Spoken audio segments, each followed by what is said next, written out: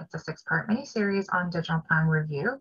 Bluebeam is a software designed to streamline your digital workflows, allowing you to publish, markup, and share PDF documents.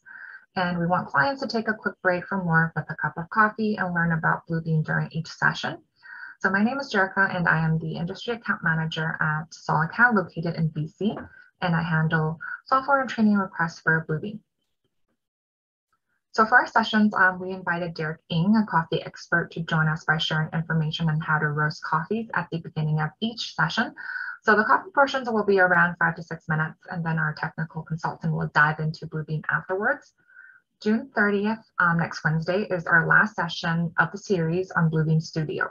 So studio sessions are an easy way to create a real-time online collaboration environment for you and your project teams. So for example, marking up the same documents live. So we will go into details next week, so make sure to register. And we'll also be giving away coffee beans to 2 lucky attendees per session. The coffee beans will be shown by Derek later, so we'll contact you through email if you've won. So good luck to everyone. If you have any questions throughout the webinar related to Bluebeam, please type it in the chat box and we'll try our best to answer them. So let's get started with Derek, and then Matt will jump into quantity takeoffs.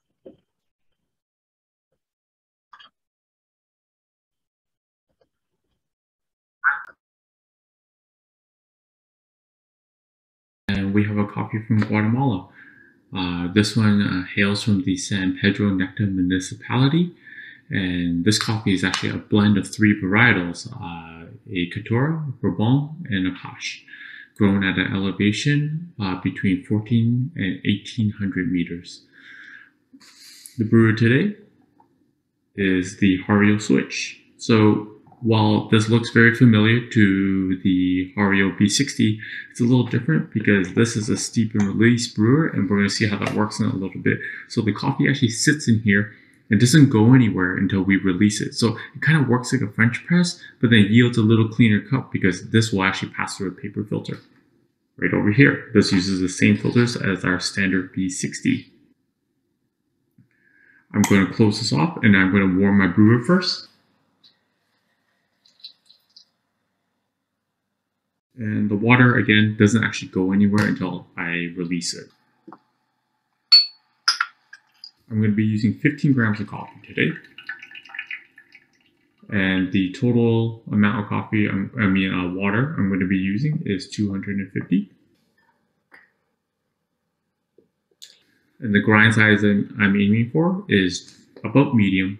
Could be a little coarser, could be a little finer, just depends on the age of your coffee and the type of coffee as well.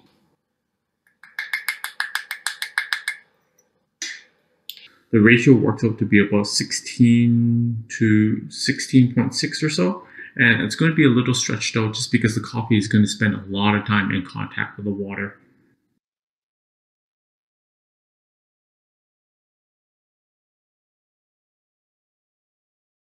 So it's on my scale.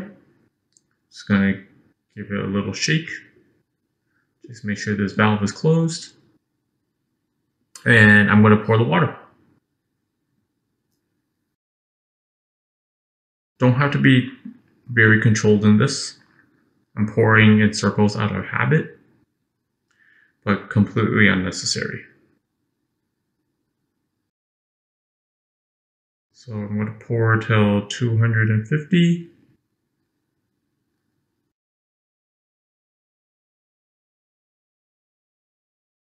And that's it. I'm a big fan of these style of steep and release brewers as of late, just because of how easy they are to use. I've literally just poured the water in, and it requires no circles, no real big watching now. It's low maintenance. All I have to do is look at the appropriate time and then extract when the time comes up. So while the coffee is brewing, I thought it'd be a great chance to talk about some other things that you may find on coffee bags that you otherwise may not really know why they're named the way they're named, or perhaps the process. So within coffee, the 3 most common that you're likely going to encounter is the natural, the washed, and the honey processed coffees. So just a quick little primer is that the natural is the most old school method in which you find coffee processing. It's a whole cherry. So fun fact, that coffee is not actually a bean, it's actually the seed of the coffee cherry. So they take the entire berry or the cherry and then they dry a hole in the sun on these beds, turning occasionally. And then once that's done, the skin and the fruit are removed, and we get the end product, which is a green bean.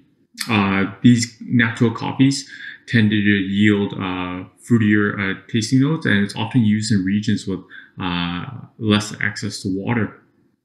The next one we have is washed, where the fruit is removed immediately along with the skin, and then it's actually fermented depending on the time frame, which is set by the climate, and then it's washed and then dried.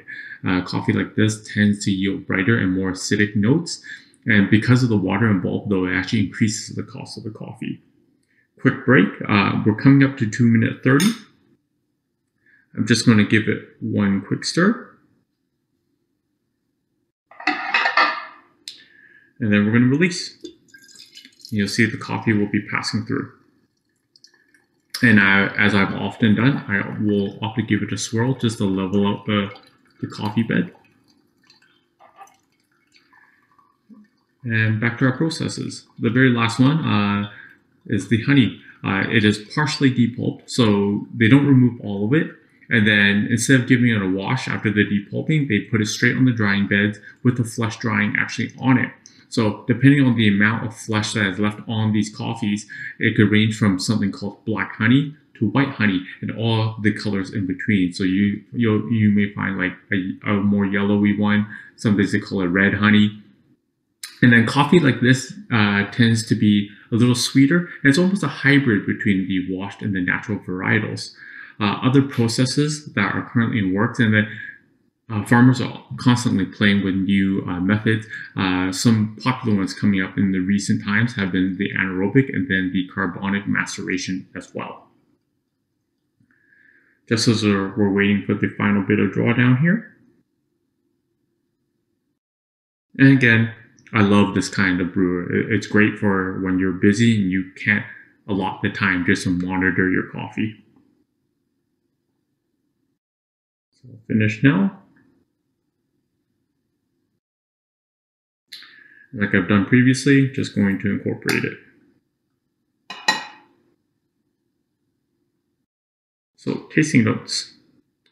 Tasting notes on this coffee are apple, chocolate, and fig. So a little more familiar on the palate.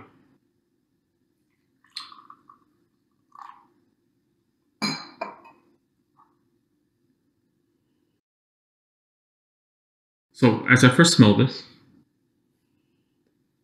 it definitely gives off the note of chocolate.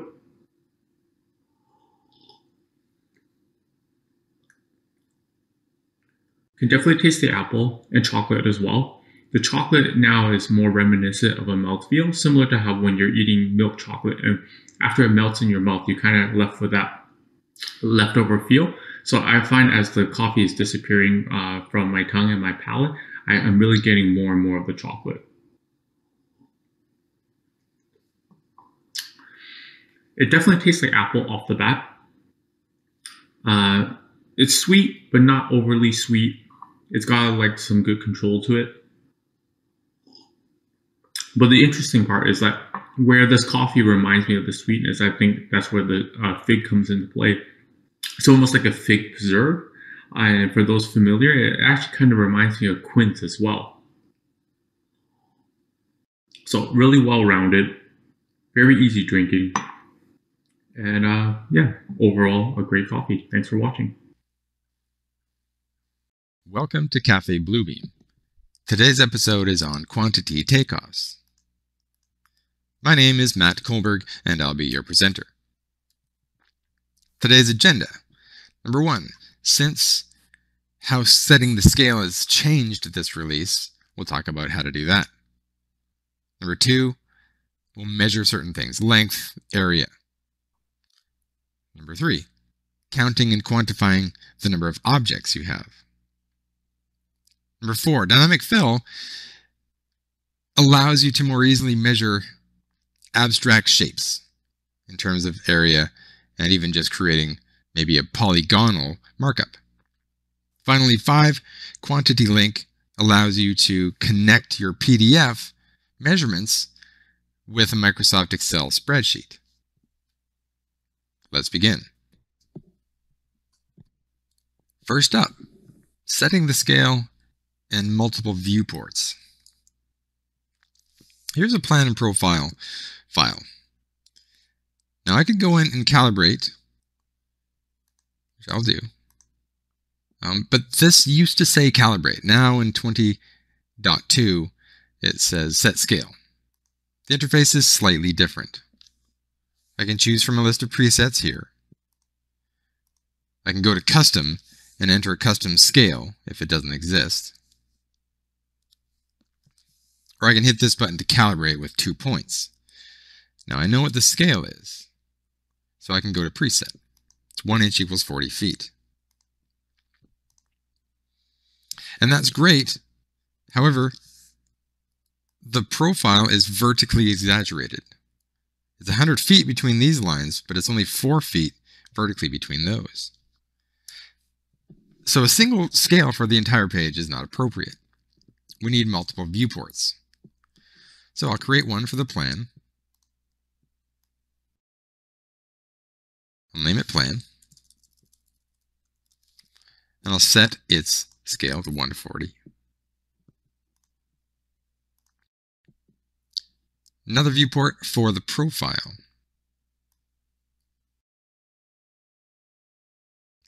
Now I do have to say that it's a separate Y scale. So the X scale is still 1 inch equals 40 feet. And the Y scale, I'm not really sure what the scale is, so I'm going to use the calibration tool. I know it's 4 feet vertically between those lines.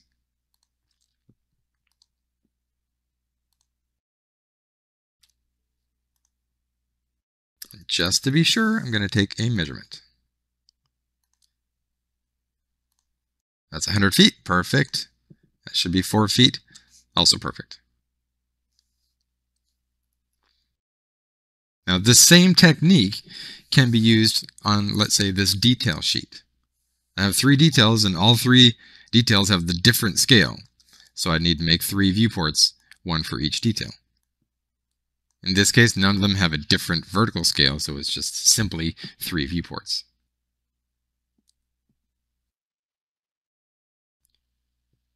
Now let's talk about measurements. This page has already been calibrated, so I'll just make a measurement. Length. Now, before I start, check it out. My cursor snaps to that line. How does this happen? Where is there a setting for this? Yes, there is. View, snap to content. It will snap to the midpoint of those lines, assuming this is a vector PDF. If you have markups that you want to measure between, you can also choose to snap to markup. That's a bonus tip number 1. Now, I would like to measure exactly horizontally between these 2 bay lines. Now, if I choose down here, clearly the measurement's going to be off. How do I make that horizontal? Hold down the Shift key. When you hold down the Shift key, your cursor is constrained to horizontal, vertical, or 45 degrees. So I'll hold down Shift. Even though my cursor is south of that spot, it's still snapping perpendicular. Well, not perpendicular, it's snapping horizontal.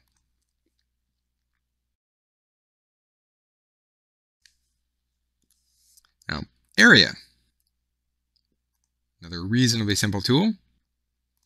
I'm going to pick these 4 corners. Double click to finish. There's my area. Easy enough.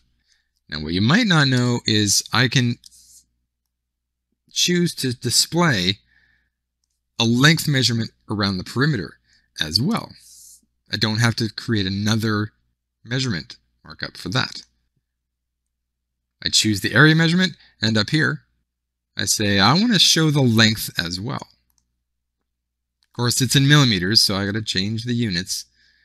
By the way, this is brand new to 20.2. Not only has the procedure for setting the scale changed a little bit, we now have the ability to choose different units for length measurement, for example. Maybe your page is calibrated in feet and inches, but I want to show the length as being meters instead.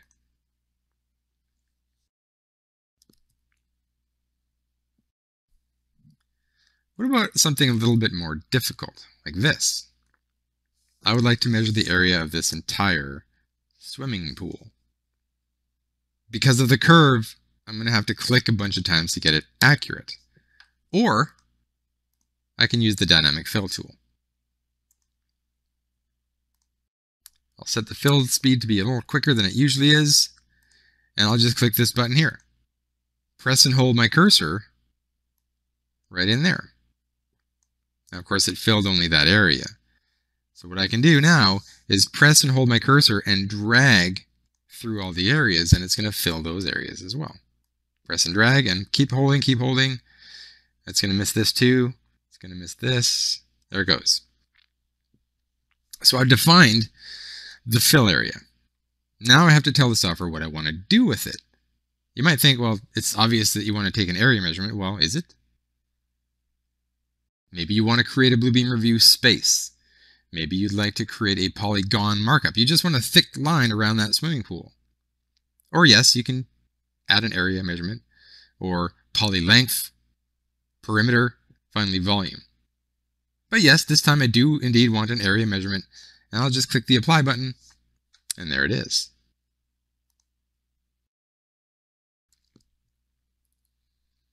Now something a little bit more difficult. I would like to measure the area between these two curves. Now, I'd love to be able to use the dynamic fill tool for this. However, the AutoCAD person chose to use a dashed line. That doesn't work with the dynamic fill tool. The fill is just going to go outside. So I have to do it the hard way. First, I'll measure the area of the outside. Now, you might think you have to go click, click, click, click, click around the entire way. You sometimes do not. I'll show you how. I'll try to carefully pick the quadrants of this ellipse. 2, 3, and 4. That's not correct because these aren't curves, but we can change these straight line segments into curves by right-clicking and choosing Convert to Arc. I'll do this 4 times.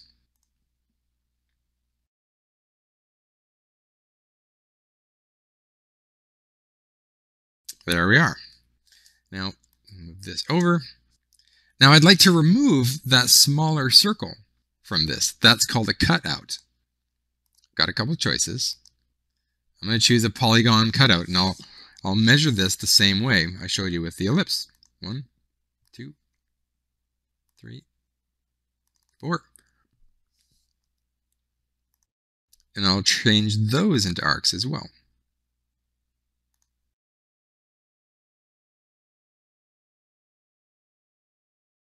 So our numbers changed, but maybe it's not entirely obvious what's being measured.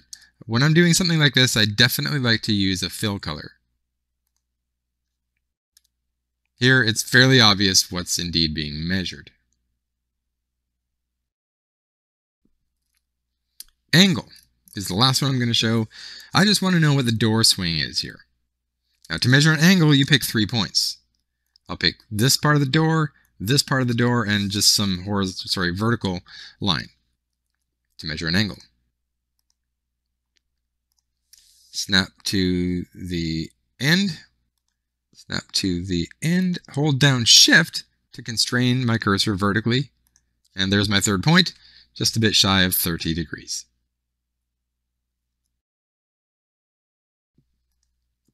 Next up is counting. Here's a floor plan, and here's a bunch of toilets that I'd like to count. Tools, measure, and count. Now before you start clicking away, you can choose a different symbol, different properties such as color, opacity, etc. I'm going to start clicking away. Toilets, that's 2, that's 3, that's 4. Oops, I made a mistake. So I can move one of them. I guess I could move the other one down, but let's say I would like to delete it instead. It's a simple right-click and delete count measurement from group. but I haven't finished counting all the toilets. I'd like to resume counting. Please do not do this, because that will create a brand new count measurement. We would like to resume this one. Again, it's a right click and resume.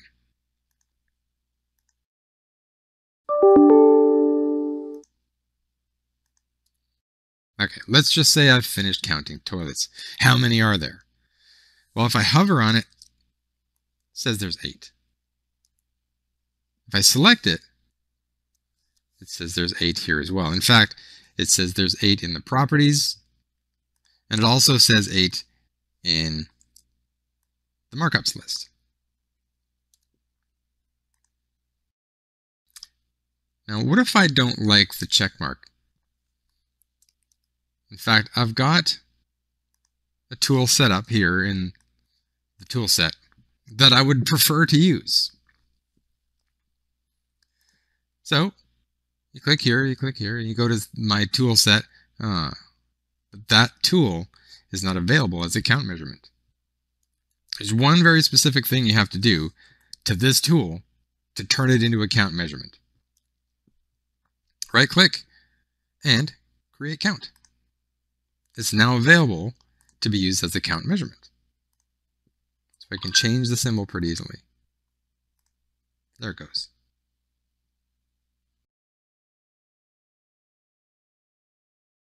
So that works great.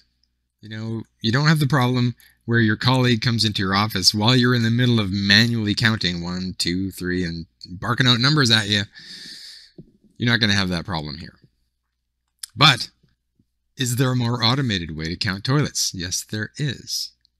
Now, the location of this may not be entirely intuitive. It's in the Search tab. Now, normally search is reserved for things like searching for text. But we now have something called a visual search. And so I specify a rectangle. Clearly, I've already done this, but I'll show it again. I draw a little rectangle around the toilet shape that I would like to count. Choose current page or the entire document and click search. We'll wait maybe 15 or 20 seconds for this document to finish counting toilets. If it's successful, we'll see a bunch of stuff down here. It's about halfway done.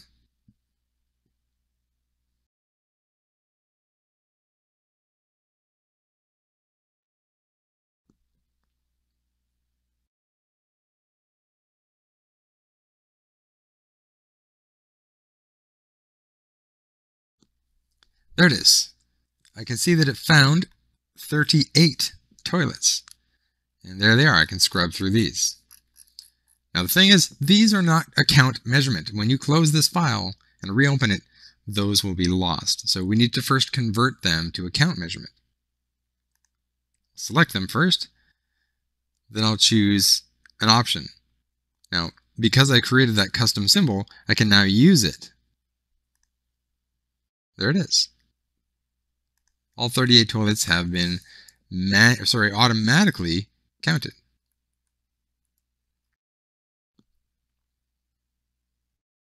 Now, one more thing. Sometimes I would like to know how many toilets are in the north wing and how many toilets are in the south wing. Now, if you're a Revit user, you might use something called Revit Rooms. If there are rooms present when you make the PDF, they will be converted to review spaces. Now, I don't have Revit. I'm just going to manually define my space. Really, all a space is you specifying a polygon with a name. I'll add a space, and I'll just pick my polygon. Now, I'll just do a rectangle. This is good enough for today. Call it north in this case. I'll add another one for the south.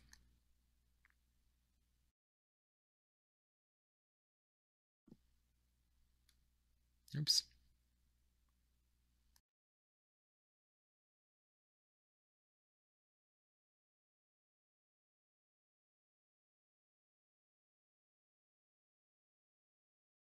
There we are. Now, right now, they're both the same color, but if I want to change that, I can.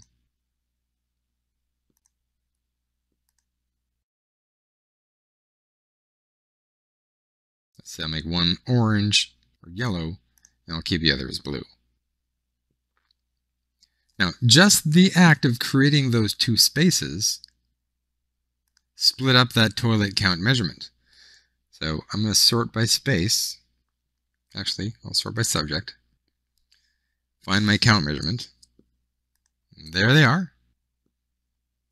There's 22 and 16, which is which? I see. 22 in the south space, 16 in the north space. It automatically split it up the second I created those spaces.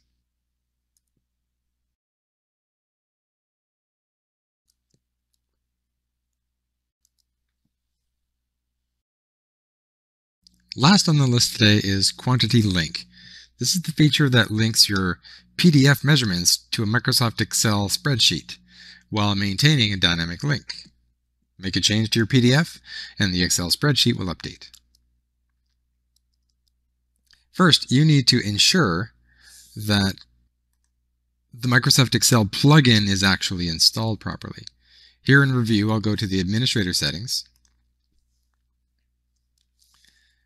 And that tells me that it is indeed installed properly on Microsoft Excel. Then we can go to our Excel spreadsheet. Now here are the two cells that I want to populate with the number of trees found in the PDF. There's already some calculations going on. So for Apple, Quantity Link, I will add source files. And the source file that I want is tree planting.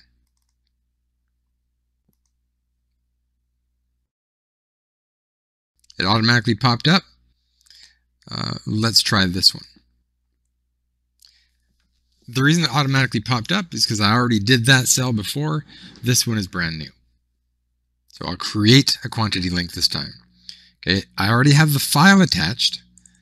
So all I need to do is choose from the available options. What kind of measurement do I want to insert? In my case, a count measurement. And I just keep drilling down the list here to reduce the number of choices. So I can now sort by subject. Right, so now this list is giving me only the markups with that subject. And now finally label, that's cherry. So I'll say cherry. And I'm done with this. So basically, any count markup who has this subject and that label will be counted.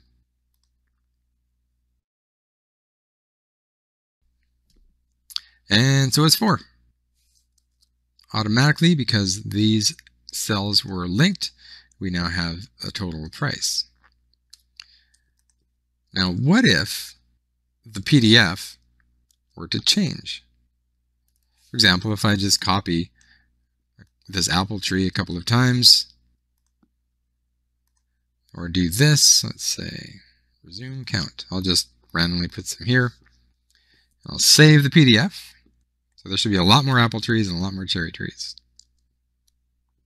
Come back here and it's automatically done. Don't even have to click update or anything. You can do the same with pretty much any measurement. If you're counting linear lengths of fencing, if you're counting, like I did, trees, if you're counting, let's say, the area for sod planting or tree planting. So Quantity Link allows you to connect your PDF measurements with a cell in a Microsoft Excel spreadsheet.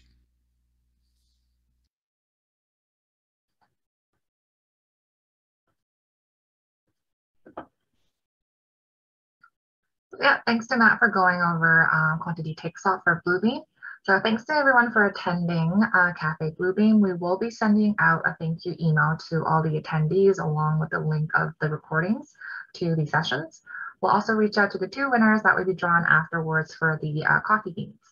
Again, thanks for attending and we'll see you next Wednesday. The topic will be on Bluebeam Studio.